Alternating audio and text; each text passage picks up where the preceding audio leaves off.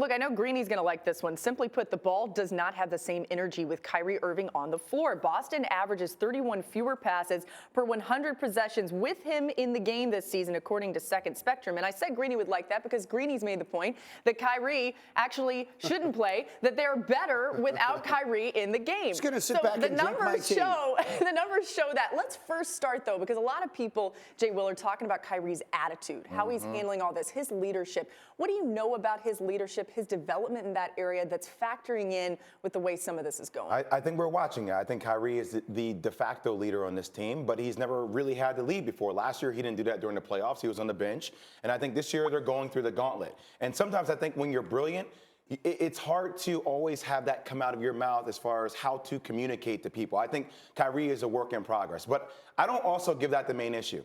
I put this on Brad Stevens and Danny Ainge. You know why? At the beginning of the year, okay, they made a pivotal mistake. They made Jalen Brown and Jason Tatum adjust to Gordon Hayward coming back. Gordon Hayward was automatically the starter, instead of making Gordon Hayward adjust to Jason Tatum and Jalen Brown. Do we see the way they finished the regular season and getting to the conference finals last year? I think by inserting Gordon Hayward into the starting lineup, it caused friction on this basketball team. And I think you really hindered the growth of guys like Jason Tatum and Jalen Brown because you're making them adjust to Gordon Hayward. And I'm over making excuses for this talented Boston Celtics team. Like, if you look at their individual parts, all of these guys are dynamic in their own right. We talk a lot about Kyrie. We know what he was able to do in yesterday's game, 30-plus points. Jason Tatum will be a perennial all-star.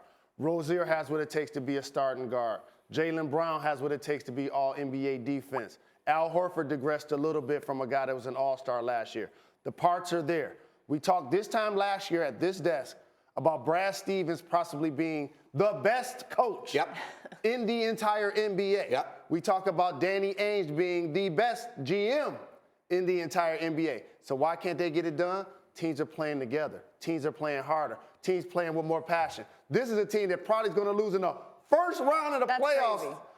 And they went to the conference finals last year. Can I ask an unrelated question? Because we all know where I stand on the whole thing with Kyrie.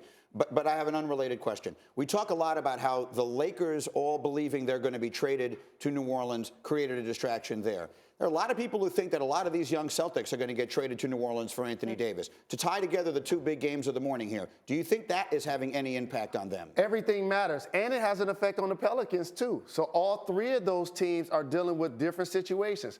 Really young, talented players that when you drafted them, you told them they were going to be the future. Lonzo Ball was told that his number was going to be hanging in the rafters when he got picked, okay? So these are the expectations of guys you took in the lottery. So now all of a sudden, when they realize my future's not going to be here per se, then I'm not as invested in the unit as I should be. All right, there's a lot. Yeah, go ahead. I think what we're saying is that we expect everybody to be pros, but now we have a lot of kids that are just becoming pros. So now you're watching the maturation of how they handle all this stuff. Right. It's a different game. And pretty soon they're going to come to the league a year younger than even that. So That's we got a lot of drama in the NBA right now.